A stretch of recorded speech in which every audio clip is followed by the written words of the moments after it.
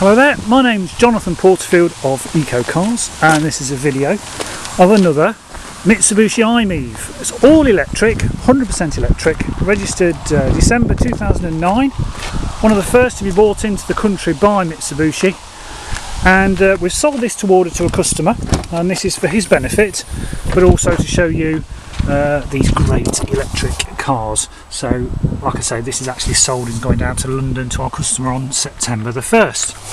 So nice spacious boot. There's the Mitsubushi charge cable, the what they call a J1772 charger, which plugs into the car, and shock horror, a 3-pin plug.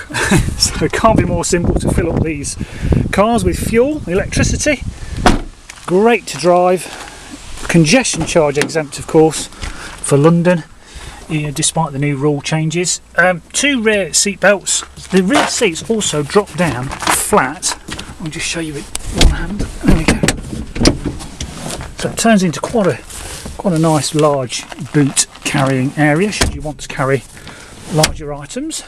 There's mats in all 4 footwells, mat pockets in the rear of the seats, electric windows all round, remote central locking, and it's very clean. The mat in the front, and a front driver's Mitsubushi I official fabric over mat.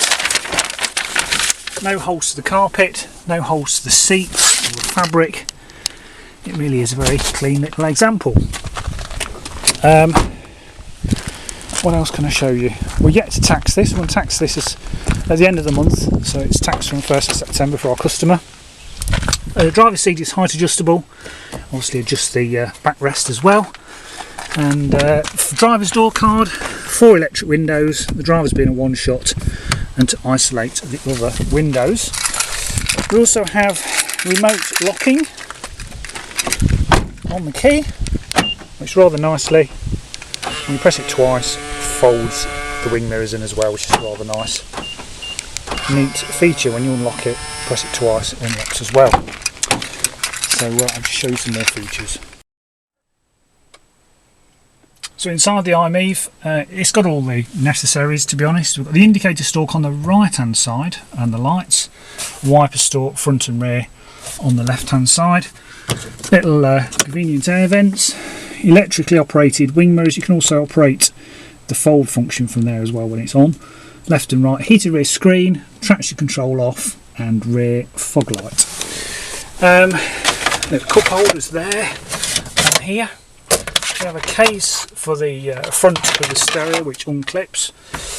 And in the glove box we have the official locking wheel nut key in the bag, and also some various other bits and bobs that came when the car was new. There's also an extra security alarm system fitted, which, as you can see, flashing down there. So that comes with an extra set of key fobs as well.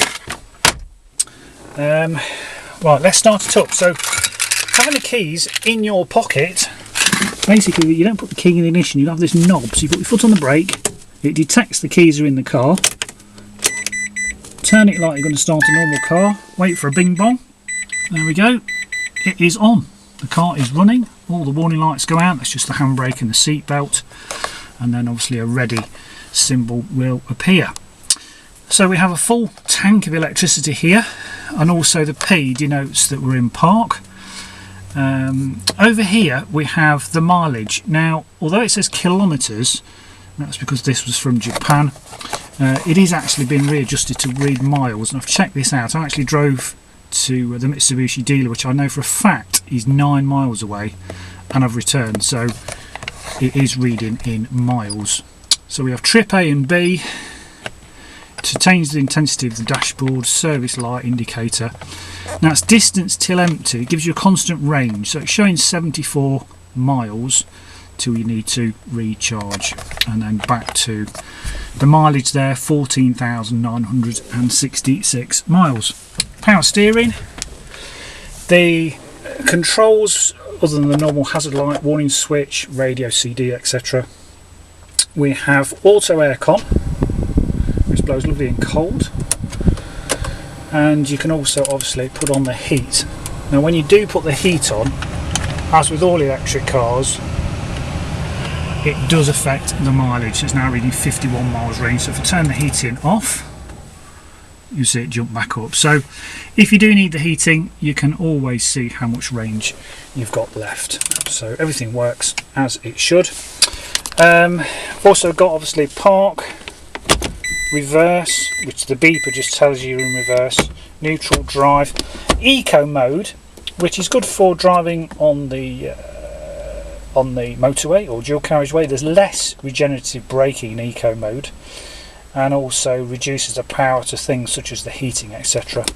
And B for engine braking, where you get heavier regeneration on when you come off the throttle, which improves your range as well. So over and above the Citroen C0 and the Peugeot Ion, the Mitsubishi kept this little added feature on their gearbox. And back into park. Handbrake, of course. A power point down here for your sat nav, and I'll just show you now some more documents. So looking at the documentation, we have the original wallet here from Mitsubishi from when the car was new, which has the user manual for the I-Miev, also a manual for the radio and the alarm system, and even a owner's manual on a CD-ROM for you to read about how to use the Alpine stereo system. The extra alarm system Cobra vehicle security pin code is there, and also basically conveniently for Londoners the how to operate the free charging points, where you need to get a little key fob to unlock the charge post and then to basically plug your car in. So there's a guide there. And because this is one of the early cars, there's also a reference guide here as to what all the controls do that came from Mitsubishi.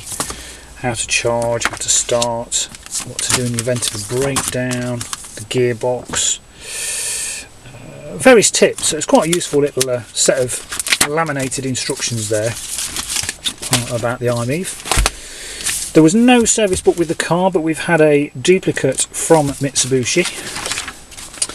And just to show you, it had its service done at our Mitsubishi dealers just last week at 14,948 miles. And I've checked, and through finding a business card in the documents, that it was actually checked over and serviced at K&R Mitsubishi in Somerset on the 10th of November 2011 at 10,000 miles. So, and it would have been due at 10,000 miles. So it's got a full service history stamped up in the book. V5 is here. The first keeper was obviously the Colt Car Company, or Mitsubishi, excuse me, and then it was sold to Alter Eco, Alternative Energy Solutions, and they were a business in Bristol, and they unfortunately have gone into liquidation, so they no longer exist, hence the reason why this vehicle was up for sale. So there's the date of registration, 4th of December 2009. Type of fuel is electricity, so it is 0 road tax. I've also filled in all the forms for my customer for Transport for London, so they're all ready to go off, along with a cheque for just £10, so it will be congestion charge free for our customer when he takes delivery of the vehicle September the 1st. We'll also have a fresh MOT in the next couple of weeks as well. So before I walk you around the car, I'll just take you now for a short test drive. So welcome to the test drive. So the key is in the front glove box or in my pocket. Foot on the brake. Twist the key till you hear a bing bong. Handbrake off.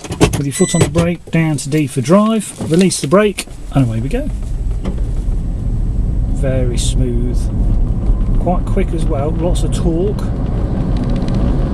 Now we're going down a hill, and in the middle of the dashboard we have a needle that says Eco or Charge. And the Eco band stops at about 12 o'clock, and that's the optimum speed acceleration to get the maximum mileage. But obviously I'm down a hill, I'm now adding range to my car because I'm in the blue charge zone. So the rotation of the wheels actually puts electricity back into the battery via the electric motor. So basically the electric motor then turns into like a dynamo in effect. So up and down hills you will actually, yes, use more power to go up a hill, but then you'll regenerate that as you go down the other side. Drives lovely and straight, doesn't pull to the left or the right. Tiny whine from the motor, but apart from that, it's very quiet. Quite comfortable. I'm 6'4" and I love driving these. Absolutely fantastic. No heat being lost through the engine, so everything's nice and cold. They really are the future, these great electric cars. If it suits your lifestyle, you do less than 60 miles one way. Say you worked in an office that was 60 miles away, drive for 60 miles, plug in whilst you're at the office for 8 hours, come out of the office, you're ready to drive home 60 miles. You've then got to sleep at some point. When you're asleep at home, charge the car up, plug it in, like you plug in your mobile phone every night. Plug your car in every night. In the morning, it's charged up again. A full charge on overnight Economy 7 type tariff will cost around about £1.80. So in price terms, with petrol being £6 a gallon, this is returning about 450 miles to the gallon in price terms. So absolutely fantastic. No emissions, of course. And the old argument of, well, the emissions are going to come from a dirty great power station, true, but we will always have electricity, and I think in years to come we will find cleaner and cleaner ways of making electricity. But electricity is here to stay. It's not going to run out. We'll just find better ways of making it. Wind, solar, tidal, various turbines, hydro. So there will be different ways, but eventually oil will run out. But fear not, we will all be driving electric cars. These will become more and more commonplace. So here we are through the village again, down the hill. I'm coming off the throttle.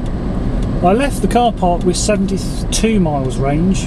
It's now showing 73 miles range. So I've actually added another mile, and I think I've now driven 2 miles whilst I've been filming this. It keeps up the traffic, has a top speed of around 90 miles an hour. But for local runs, they're just fantastic. They really are great. So,